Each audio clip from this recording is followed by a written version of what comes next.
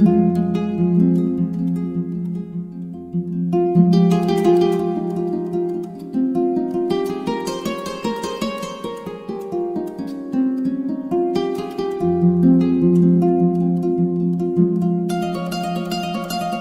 ont fait la démonstration que quand elles occupent ces postes de responsabilité, elles peuvent faire mieux que les hommes. Pourquoi? Parce qu'elles ont une attention particulière qu'elles prêtent aux détails et une meilleure appropriation des biens de l'entreprise. Donc quand vous confiez à une femme un engin lourd par exemple, ou que vous lui confiez les installations comme les infrastructures du camp, vous vous rendez compte qu'elles en prennent soin comme si c'était leur propre bien. Et d'ailleurs, des études l'ont prouvé dans le secteur minier que vous trouvez beaucoup moins de pannes et beaucoup moins de dégâts du matériel quand il est confié aux femmes. Nous voyons aussi qu'elles n'hésitent pas à rapporter tout problème très très tôt, qui permet aussi d'éviter que vous ayez des pannes d'un certain niveau. Et leur engagement donc et leur loyauté à l'entreprise est meilleure. On y trouve une meilleure stabilité. En général, quand vous responsabilisez les femmes, elles restent dans l'entreprise. Elles ont une plus faible tendance à chercher, comme des mercenaires que peuvent être les hommes, des emplois à gauche et à droite. Et elles restent souvent dans l'entreprise et se sentent très loyales envers cette entreprise-là.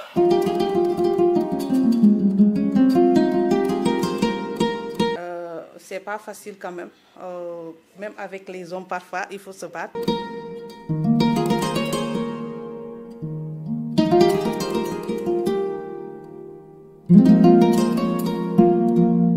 Si, d'un point de vue entreprise, vous donnez des opportunités de travail, mais que du point de vue social, les gens ont du mal à accepter qu'une femme reste 4 semaines sur un site, où les familles ont du mal à accepter qu'une femme puisse être appelée à tout moment de la journée ou de la nuit pour assumer ses responsabilités dans l'entreprise, à la fin, la pression vient de l'externe et il lui est difficile en interne donc d'avoir cette pression-là.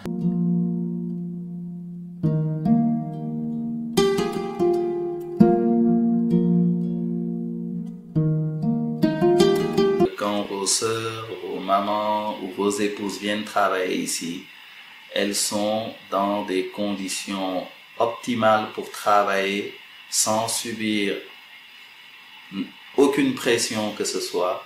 Il faut savoir que nous sommes strictement intéressés par leur qualité, leurs compétences professionnelles, qu'elles ont un avenir ici et qu'elles ont leur mot à dire, elles ont leur contribution à faire. Et que, au-delà même de leurs conditions de femmes, ce sont des êtres humains qui ont les mêmes aspirations que tout le monde.